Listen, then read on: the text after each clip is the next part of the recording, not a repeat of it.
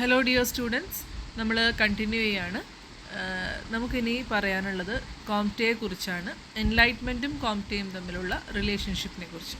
Okay, Comte's pioneering work in sociology എന്ന term തന്നെ Comte coin ചെയ്തതാണ്. So he is considered as the father of sociology and comprise partly an analysis and a reaction to the enlightenment of the French Revolution.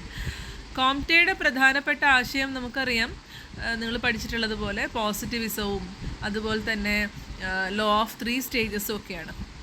അപ്പം അദ്ദേഹത്തിൻ്റെ ഒരു അഭിപ്രായത്തിൽ അദ്ദേഹത്തിൻ്റെ തിയറീസും അദ്ദേഹത്തിൻ്റെ ചിന്തകളും എല്ലാം തന്നെ എൻലൈറ്റ്മെൻറ്റിനെയും അതുപോലെ തന്നെ ഫ്രഞ്ച് റെവല്യൂഷന് ശേഷം വന്നിട്ടുള്ള ആശയങ്ങളെയും വിമർശിക്കുന്ന തരത്തിലുള്ളതായിരുന്നു. ഓക്കെ, വളരെ വിമർശനാത്മകമായിട്ടാണ് അദ്ദേഹം ഈ ഒരു ജ്ഞാനോദയ കാലത്തിനെ അതിൻ്റെ ആശയങ്ങളെയൊക്കെ കണ്ടത്.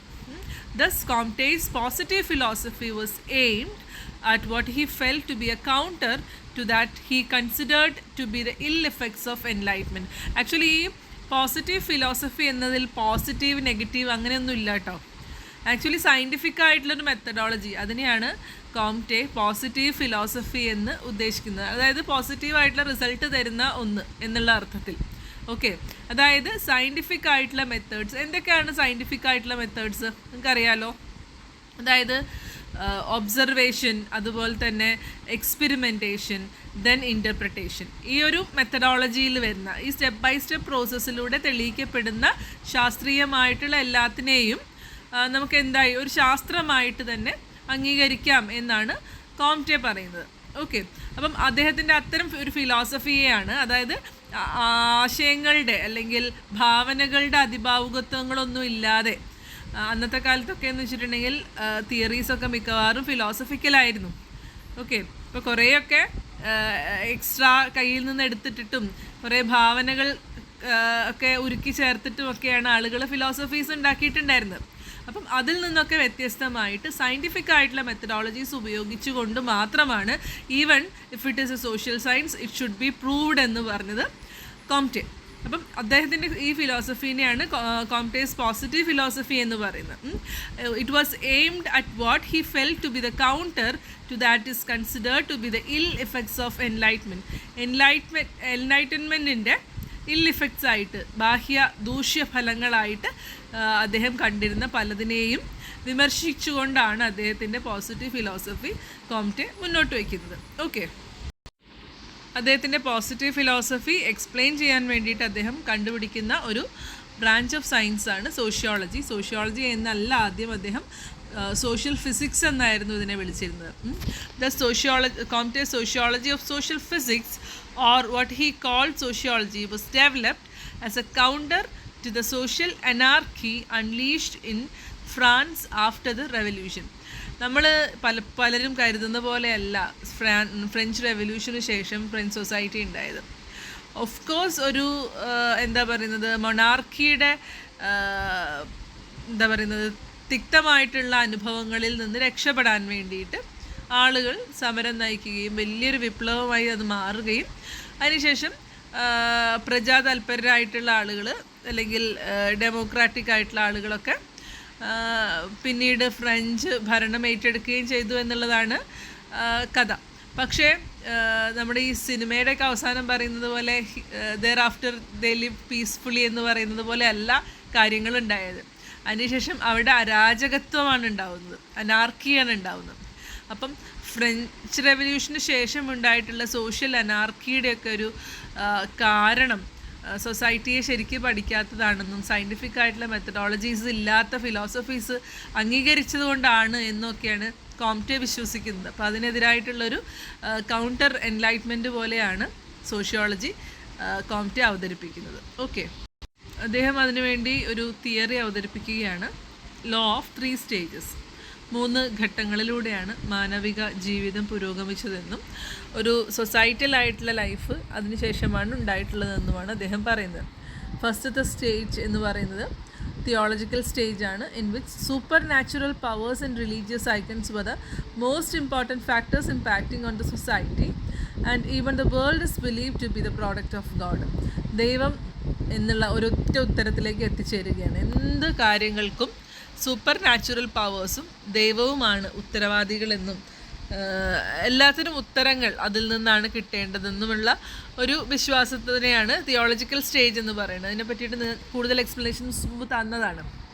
ഓക്കെ, അതുപോലെ തന്നെ മെറ്റാഫിസിക്കൽ സ്റ്റേജ് എന്ന് പറഞ്ഞിട്ടുണ്ടെങ്കിൽ was the one in which nature was helped to explain everything about man and സൊസൈറ്റിയെക്കുറിച്ചും മനുഷ്യനെക്കുറിച്ചും എക്സ്പ്ലനേഷൻ തരുന്നത് മുഴുവനും പ്രകൃതിയാണ് എന്നുള്ള ഒരു വാദഗതിയാണ് മെറ്റാഫിസിക്കൽ സ്റ്റേജിൽ വരുന്നത്. It is a transition period actually.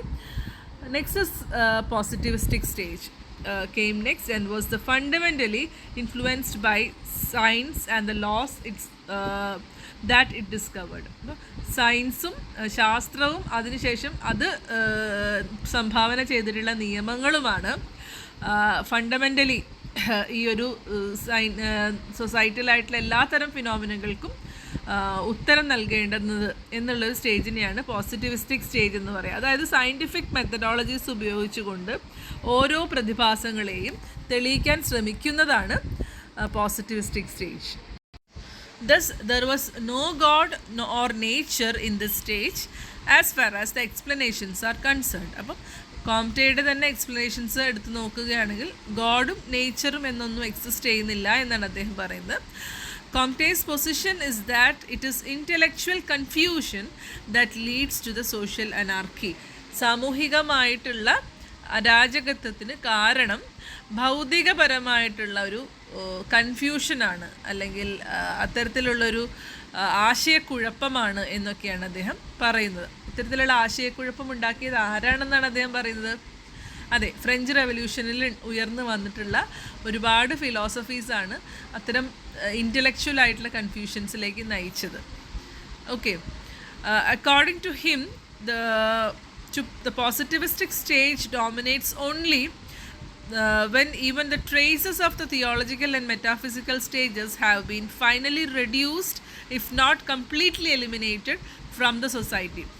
അപ്പം പോസിറ്റിവിസ്റ്റിക് ആയിട്ടുള്ള സ്റ്റേജ് അതിൻ്റെ പൂർണ്ണതയിൽ അല്ലെങ്കിൽ പ്യൂരിറ്റിയിൽ നിലനിൽക്കണമെങ്കിൽ എന്ത് ദൂരീകരിക്കപ്പെടണമെന്നാണ് അദ്ദേഹം അഭിപ്രായപ്പെടുന്നത്? അതെ, തിയോളജിക്കൽ സ്റ്റേജിൻ്റെയും മെറ്റാഫിസിക്കൽ സ്റ്റേജിൻ്റെയും മൈന്യൂട്ടായിട്ടുള്ള ട്രേസസ് പോലും അല്ലെങ്കിൽ തരികൾ പോലും അവശേഷിക്കാതെ കംപ്ലീറ്റ്ലി ക്ലീൻ ആയിട്ടുണ്ടെങ്കിൽ മാത്രമാണ് ഒരു സയൻറ്റിഫിക് സ്റ്റേജ് നിലനിന്നിരുന്നു അല്ലെങ്കിൽ നിലനിൽക്കുന്നുണ്ട് എന്നും, അതുപോലെ തന്നെ എന്താ പറയുന്നത്, എവല്യൂഷണറി സ്കീം കറക്റ്റാണെന്ന് പ്രൂവ് ചെയ്യാനും ഒക്കെ പറ്റുള്ളൂ എന്നാണ് അദ്ദേഹം പറയുന്നത്. അപ്പം സയൻറ്റിഫിക് ആയിട്ടുള്ള എക്സ്പ്ലനേഷൻസ് ആണ് എവല്യൂഷണറി സ്കീംസ് തരുന്നത്, അല്ലേ? അപ്പം ആ എവല്യൂഷണറി സ്കീംസ് സത്യസന്ധമാണ് എന്ന് തെളിയിക്കണമെങ്കിൽ എന്ത് ദൂരീകരിക്കപ്പെടണം? മെറ്റാഫിസിക്കൽ സ്റ്റേജും തിയോളജിക്കൽ സ്റ്റേജിൻ്റെയും തരികൾ പോലും അവശേഷിക്കാതെ അത് മുഴുവനായിട്ട് ക്ലീൻ ചെയ്യണം. ഇപ്പോൾ ഫോർ എക്സാമ്പിൾ നമുക്ക് പറയാം, വേദപുസ്തകങ്ങൾ എക്സ്പെഷ്യലി ബൈബിളും ഖുറാനും ഒക്കെ പറയുന്നത് എന്താണ്? മനുഷ്യൻ മണ്ണിൽ നിന്ന് സൃഷ്ടിക്കപ്പെട്ടു എന്നുള്ളതാണ്.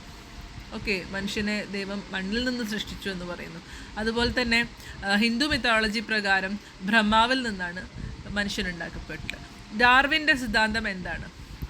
നിങ്ങൾക്ക് ഊഹിച്ചറിയാൻ പറ്റും. ഡാർവിൻ്റെ സിദ്ധാന്തം മുഴുവനായിട്ട് പറയുന്നത് എവല്യൂഷനാണ്, അല്ലേ?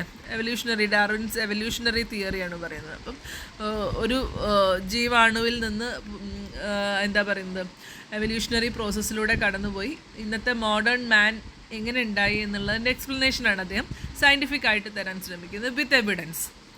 ഓക്കെ, അപ്പം രണ്ടിൻ്റെയും കോ എക്സിസ്റ്റൻസ് ആണല്ലോ ഇന്ന് സൊസൈറ്റിയിലുള്ളത്. കുറേ പേര് അത് വിശ്വസിക്കുന്നു, കുറേ പേര് ഇത് വിശ്വസിക്കുന്നു. സയൻസ് പഠിക്കുന്നത് പോലും ദൈവികമായിട്ടുള്ള കാര്യങ്ങൾ വിശ്വസിക്കുന്നു. രണ്ടും രണ്ടായിട്ട് തന്നെ കണ്ടുകൊണ്ട് വിശ്വസിച്ചുകൊണ്ടൊക്കെയാണ് ആളുകളൊരു മിക്സപ്പിൽ ഒരു കൺഫ്യൂഷനിലാണ് ആൾക്കാർ പോയിക്കൊണ്ടിരിക്കുന്നത്. അപ്പം അദ്ദേഹം പറഞ്ഞത് ശരിയാണ്. മുഴുവനായിട്ട് ദൂരീകരിക്കപ്പെട്ടിരുന്നെങ്കിൽ എന്താണ്? പ്യുവറായിട്ടുള്ളൊരു മൈൻഡാണ്. ആ മൈൻഡിൽ സയൻറ്റിഫിക് ആയിട്ടുള്ള തിയറി ഈസിലി പ്രൂവ് ചെയ്യാൻ പറ്റും എന്നുള്ളതാണ്. ഓക്കെ, അപ്പം ഇതൊക്കെയാണ് കോംറ്റയുടെ പോസിറ്റിവിസ്റ്റിക് ചിന്താഗതികൾ. അപ്പം ഇതിൻ്റെ ഒക്കെ ഡീറ്റെയിൽ ആയിട്ടുള്ള പാഠങ്ങളൊക്കെ നമ്മൾ യൂട്യൂബ് ചാനലിലൂടെ പറഞ്ഞു കഴിഞ്ഞു. അതൊക്കെ ഇനിയും ഇതിൻ്റെ ഡീറ്റെയിലിങ്സൊക്കെയാണ് വരുന്നത് അഡ്വാൻസ്ഡ് ആയിട്ട്. അപ്പോൾ നമുക്ക് കൂടുതൽ വിശദീകരണങ്ങൾ തരാം. Thank you for watching.